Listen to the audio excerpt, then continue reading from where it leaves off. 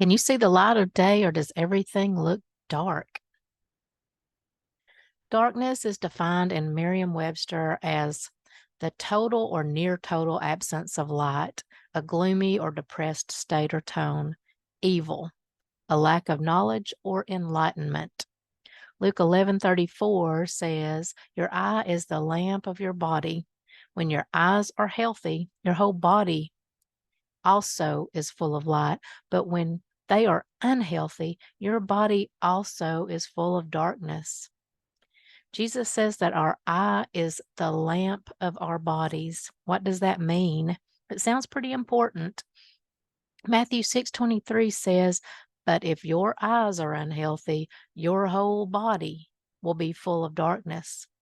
If then the light within you is darkness, how great is that darkness? It's interesting how this is worded. If the light within you is darkness, how can light be darkness? Maybe believing lies as the truth.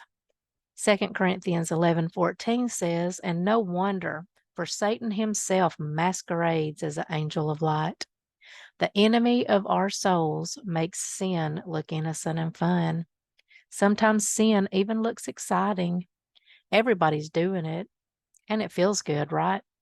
Genesis 3:3 says, "But God did say, 'You must not eat fruit from the tree that is in the middle of the garden, and you must not touch it, or you will die.'"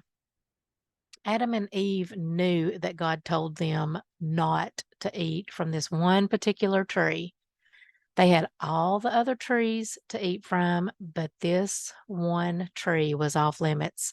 Genesis 2:17 says, "But you must not eat from the tree of the knowledge of good and evil, for when you eat from it, you will certainly die." The way this is written, it seems like God knew that they would eat of that tree, doesn't it? It was very easy for Satan to get them to eat that fruit, even though they walked and talked with God, their creator, daily. They so easily believed the lie that Satan told them instead of just following God's instructions. Satan must really be persuasive and crafty. Adam and Eve were persuaded to not only touch the forbidden tree and fruit, but take a bite of it. Even though death wasn't immediate, we all now must die because of their disobedience. But just think of how horrible life would be if we couldn't die out of this evil world. Death is horrible, but it would be much worse to not be able to escape Satan's constant barrage of arrows and mind games. Satan told Eve the oldest lie in the book, literally, Genesis 3:4. "You will not certainly die," the serpent said to the woman. Just because death isn't immediate, we think we are invincible. Here's the other part that every human falls for from then until now. Genesis 3:5. "For God knows that when you eat from it, your eyes will be opened, and you will be like God, knowing good and evil." Did you read that part? You will be like God. Satan lies to us to make us believe that we can be like God and know what God knows. That's never going to happen, but we still fall for it. Jesus was the only one that didn't fall for the lies of Satan. The dark doesn't understand the light. When you strike a match or turn on a light switch, the darkness immediately disappears. Even if the light is very dim, the darkness can't overpower the flicker of the light. Only when the light goes out can darkness emerge and take over.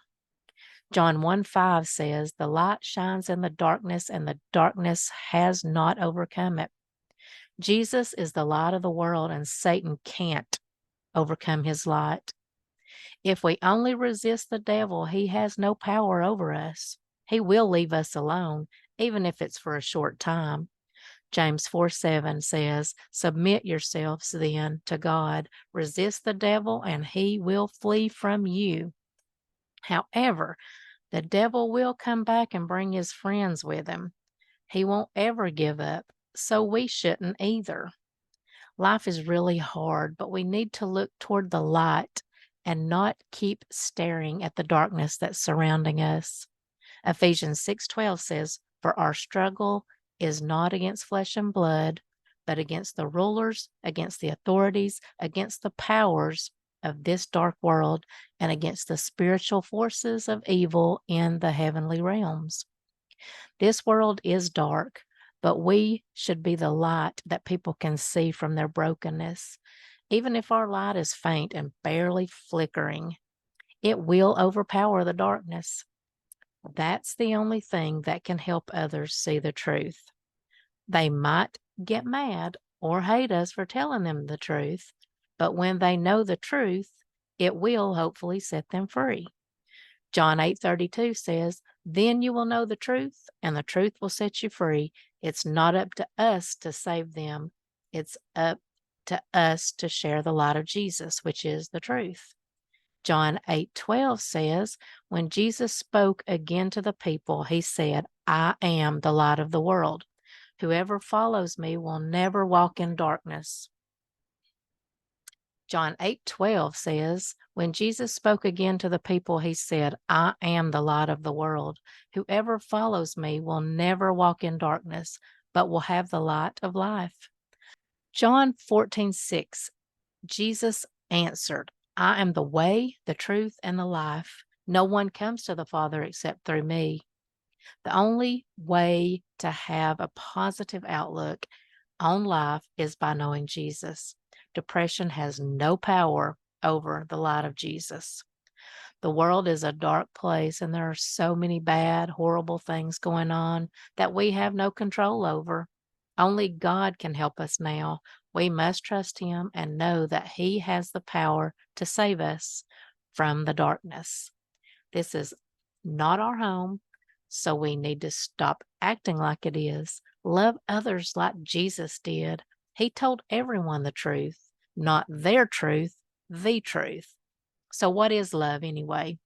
The Bible describes love as, in 1 Corinthians 13:4, 5, 6, and 7. Love is patient. Love is kind. Love does not envy. It does not boast. It is not proud. It does not dishonor others. It is not self-seeking. It is not easily angered. It keeps no records of wrongs. Love does not delight in evil, but rejoices with the truth. It always protects, always trusts, always hopes, always perseveres.